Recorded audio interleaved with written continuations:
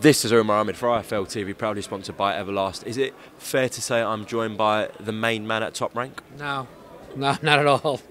That would be a young gentleman by the name of Bob Arum, who's currently in Las Vegas. I think that's a fair comment. Maybe second in command then Carl Moretti. I don't want to upset Brad Jacobs, actually. Third or fourth some days, fifth or sixth, really doesn't matter. All right, we'll go with top 10. But a veteran of the company. That's a safe assumption, yes. Of boxing, really. 35 years? 34 years, something like that. That is a long time. Yeah, of course, you're here for Mick Conlan, challenging to become WBA, I want to say world champion. Would he be world champion or not? Tell me. I think it's the legitimate world championship if he wins it. You know, I know Leo Santa Cruz has something, but Leo Santa Cruz is, I think, categorized as a super champion, even though he hasn't defended or made weight in 3.5 years. But in today's world, that's good enough, I guess. Tell me why Mick Conlan beats Leigh Wood. Better fighter. Better fighter usually wins these types of fights. Better amateur career, better boxer, not intimidated by the environment that he's going to be in tomorrow night. So I think boxing and speed will shine tomorrow night and negate the punching power of Leigh Wood. Well, I know you said he won't be intimidated. Even if it was full of Nottingham fans, he wouldn't be intimidated. But it's probably going to be half and half in there. I'm sure you heard the Irish today at the weigh-in. The tricolours will be well represented tomorrow, and having seen them firsthand in Europe and in New York and all over, half is almost like full when you have the Irish in town. Of course, it's a matchroom promotion in terms of they won the purse bid for this. Should Mick Conlan win this fight, what is Top Rank's plan for his future? Is it to take him back to the Garden, New York? Let's win tomorrow night, which I think he can do. I think we'd love to fight in the summertime in Ireland, you know, at that outdoor festival. Against who still remains to be unseen. We got to get past tomorrow. But I think if we can get and do that, I think the first defense would, you know, nothing bigger than a hometown defense with an Irishman in Ireland in the summertime. Absolutely. Just away from this, you've been in the, well, I know you went back to the States, but you have been in the UK quite a lot recently, which is fantastic. Obviously, we had Taylor-Catterall, then we had the Fury-Whyte press conference as well. Let me start with Josh Taylor and Jack Catterall. I've never seen so much talk after a fight. Obviously, a very controversial decision, and we've seen recently that the police are apparently going to get involved in this fight. Whether that happens or not remains to be seen. But what was your reaction when you heard the police are going to be investigating this? That it must be a slow day if police are getting involved in boxing. I mean, you know, that's a bit much. I understand the controversy in the scoring. I had it 6-6. If you told me Jack Catterall won, fine. You told me Josh Taylor won, fine. You know, there's been a lot worse over the years. I mean, if anybody was in San Antonio like we were for Chavez and Whitaker, there's been a couple of, you know, more, you know, Matthew Hatton's younger brother. I think there were some other ones that, you know, really could be a lot worse that are like 9-3, 11-1, 10-2, as opposed to this type of fight. So I understand the outrage. I don't understand the police investigating it. I mean, what are they going to investigate it? Like they know more about boxing? It was a close decision that could have went either way, and you saw the uproar. Yeah, I wonder who they're going to arrest for that. Yeah, listen, it's just, you know, if you did that, there'd be nobody left in boxing because there's bad decisions all over the place, and it's subjective. You know, some judges see it one way, some judges see it the other.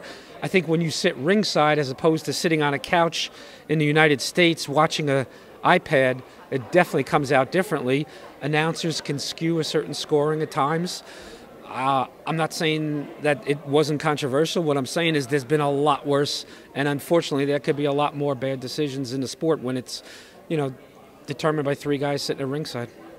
We heard Josh say after the fight that, you know, it's going to be 47 for me next. What do you think is next for Josh Taylor at welterweight? Well, I think he has to make that decision that he is leaving 140. And he should just put the belts to the side. He's done all you could when you unify at 140. And if it's the best decision physically to move to 147, then that's what he should do. He doesn't have to make this decision today, but I think he knows in his heart and his body's telling him, yeah, I can do 140 again, but I'm only going to do it unless it's a meaningful fight, not some mandatory that, no one knows or heard of. And then test the waters at 147 and go take a good competitive fight at 147 and position himself for a title run at that point. There are some big names domestically as well. I'm sure he'd be looking at some American fighters at welterweight, but the likes of Kell Brook, whose stock really has risen recently. I don't know if that's a fight that makes sense. That'd probably be would be a pay-per-view fight here. You've also got Conor Ben at welterweight. I mean, could those be potential options? There'd be mega fights in the UK. Absolutely. I think those fights are interesting for a lot of reasons. I don't know how Kell Brook goes to 160 to fight Eubank. It's one thing to go up one division, but two divisions, I don't know. The Conor Ben fight at 47 is a great match. He's getting more name publicity out there and everything like that. So I think there's plenty of options for him at 147. Not necessarily right away for a world title, but when you're Josh Taylor, people know who you are. So I don't know if you need that belt around your waist so much and that money out of your pocket for sanctions. I think you can go ahead and just campaign at welterweight and sort of pick and choose for the next year or so.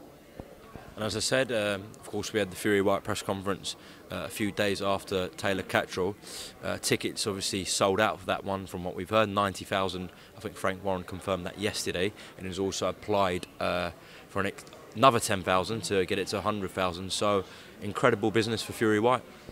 Yeah, as expected. You knew it would be hot. You didn't think it'd be that hot, but there it is.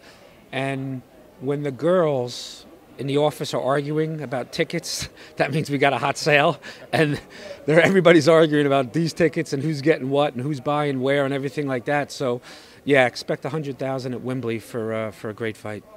That would be incredible.